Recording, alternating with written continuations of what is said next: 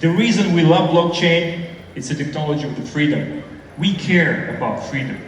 Even our logo, the paper airplane, symbolizes freedom to move in 3 dimensions. Freedom to communicate privately, freedom to express yourselves publicly, freedom to promote your crypto scams. But we strongly believe in giving people freedom to build their own tools, their own apps, their own businesses on Telegram. In fact, we allow more freedom to third-party developers than any other major communication app. And we integrated blockchain technology into Telegram at such a deep level. I think we're unique among all big social media platforms here. We love blockchain because it allows us to give the power back to people and to enrich our ecosystem. How large is this ecosystem though? Out of 900 million monthly active users, 360 million interact with mini apps every month. We can easily double this number if we start suggesting mini apps and chatbots to our audience. We haven't started doing that yet, but this is coming later this year.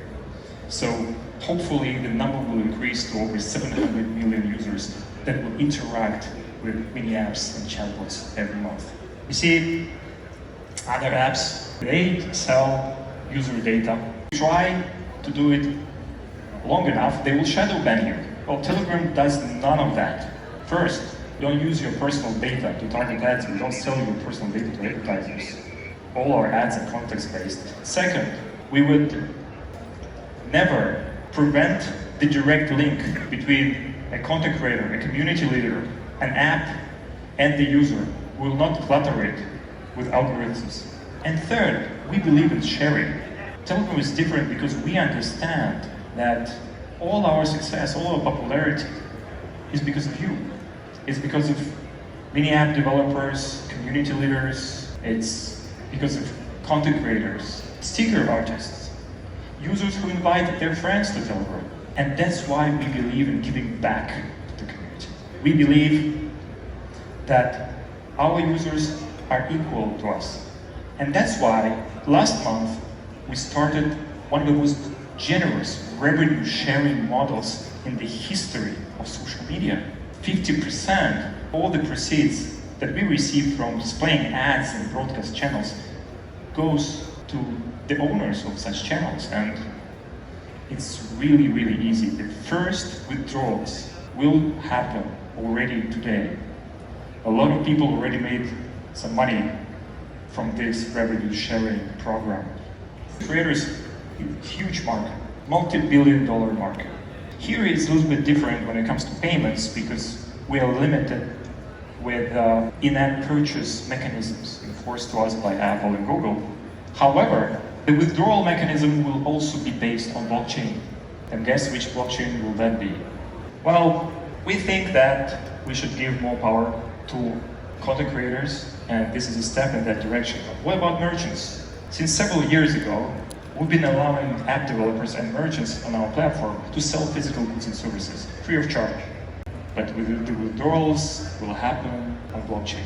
It will be very easy to use, and this revenue sharing model, again, is one of the most generous revenue sharing models in history. And we think that this is the right way. We think that previous concepts, when a social networking platform operated almost like a digital slavery, should be over. This may not make much sense in terms of commercial interest of Telegram, but we think it makes a lot of sense in terms of the moral aspect of this entire operation. But our interaction and our integration of blockchain is not limited to just settling transactions using a blockchain platform. No, we have been the first social media platform to tokenize our entire user namespace. This has been a big success. This market reached 350 million worth of USD in sales. Imagine, for the first time in the history of social media, you can directly own your username. You can sell it, you can put it up for auction, you can buy multiple usernames and attach it to your account. And this has never happened before, because now people got the power over their names. A few weeks ago, I was asked by a very famous friend of mine to secure a nice Telegram username for him. And I really tried. It wasn't occupied. But I had to start an auction on the Fragment platform to get this username. And guess what? I failed to win in the auction. The smart contract that governs this process doesn't care whether it's the CEO and owner of Telegram trying to snitch a knife. What do you think the impact of this could be, of this Hong Kong approval, especially when you consider the Asian activity in broader European markets? Well, I think, again, the success of the spot Bitcoin ETF in the US market is going to have a large number of providers open their eyes and be able to look at, when I say providers, ETF issuers are going to be opening their eyes and looking at.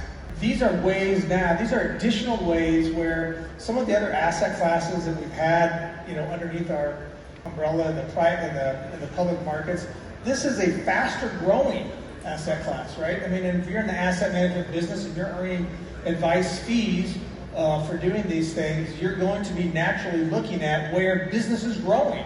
And whether it's the ETFs that are launching in Hong Kong or any other jurisdiction that we're likely to see across planet Earth, it's a big tipping point for the industry in general.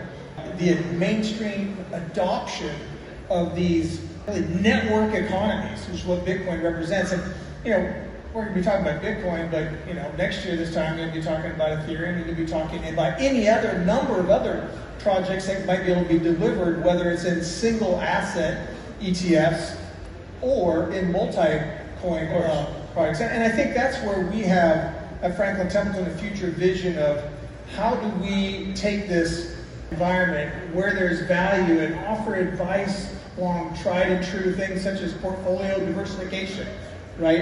In comment, do you expect the future, if and when the ETF approval is going to happen, is to be cash or in kind?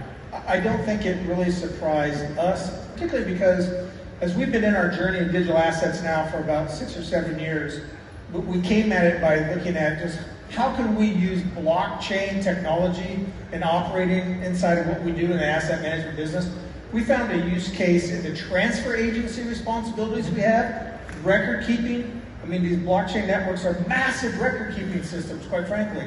And when we uncovered some of the efficiency gains of using these networked distributed ledger platforms versus our proprietary single database providers, it really gave us comfort that a lot of change is going to be coming, and we needed to keep doubling down and putting more resources. And what we're finding is there's regulators outside of the U.S. that are far more friendly. So it's not really surprising that Hong Kong is going to be taking another step forward beyond what the U.S. market is going to do.